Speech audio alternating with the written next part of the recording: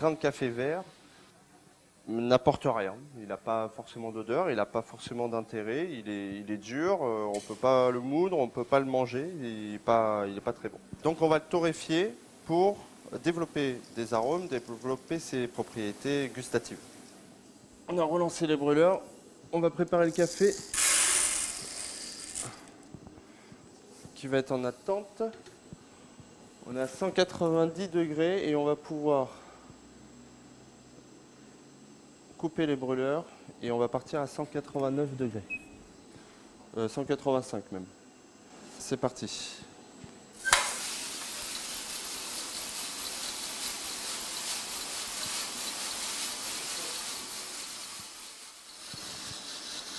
Au début de la torréfaction, le grain matière froide va rentrer dans un torréfacteur qui est chaud.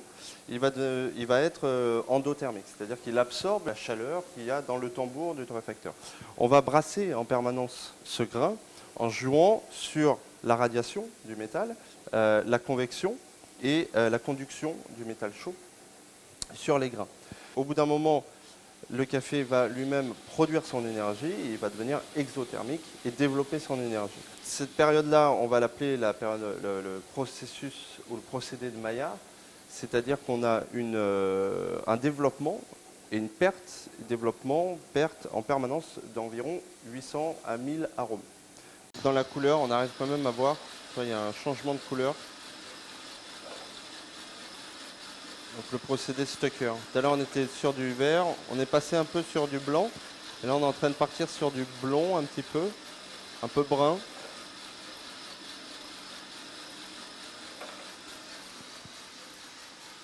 On arrive à 135 degrés.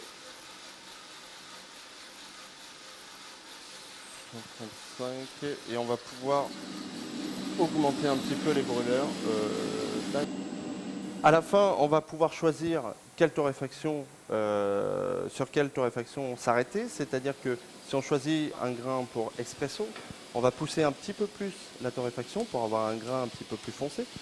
Sur une torréfaction pour du filtre, on va être sur une torréfaction un petit peu plus blonde, un peu plus légère pour ne pas ressortir trop d'acidité. Une torréfaction plus forte va avoir un petit peu plus d'acidité, donc ce qui va être bien dans un mélange pour espresso par exemple. Mais sur du filtre, on va chercher des choses plus aromatiques, donc une torréfaction un petit peu plus blonde. Donc on humidifie le filtre, toujours. Ça permet d'enlever des poussières s'il y a. L'avantage en plus, c'est qu'on va chauffer le contenant. Le café, il est moulu à la demande, toujours pour qu'il garde le plus possible sa fraîcheur. Il est moulu donc juste avant l'extraction. Et on va faire ce qu'on appelle une pré-infusion. C'est-à-dire qu'on va venir mouiller le café avec l'eau chaude. Alors l'eau, il ne faut pas qu'elle soit brûlante. Voilà. Et on laisse descendre la première pré-infusion pendant à peu près 30 secondes. Là, on récupère les premiers arômes. Et ensuite, ici, le café, quand il tombe, il vient se reposer en bas de la surface et on n'a pas une plaque électrique qui va venir brûler le café tout juste extrait. Il est posé et il est en attente. La différence avec l'expresso, on va avoir plus d'épaisseur. La méthode est une méthode qui est relativement violente, hein, c'est-à-dire qu'on va appliquer une pression de 9 bars sur une galette de café pour extraire, avec la pression de l'eau, extraire une liqueur de café. On va avoir très peu de caféine dans un expresso, étant donné que la méthode d'extraction est rapide. On répartit bien la matière. On applique une légère pression pour égaliser et on va mettre jusqu'à 20 kg de pression avec ce tampeur. Et on serre. Inutile de serrer à fond. Et directement, on va rechercher le café pour éviter qu'il se brûle. L'extraction va se faire lentement. Et on voit d'ailleurs la petite crème assez jolie.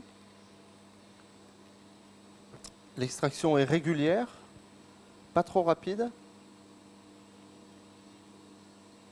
Alors la différence avec notre extraction par filtre, ça va être l'épaisseur de la boisson en elle-même. On a une crème au début qui reste en place. Ici, on va être sur quelque chose de très clair. Sur un expresso, on va être sur une épaisseur, une longueur en bouche, et on a la même variété. Et on va d'ailleurs goûter.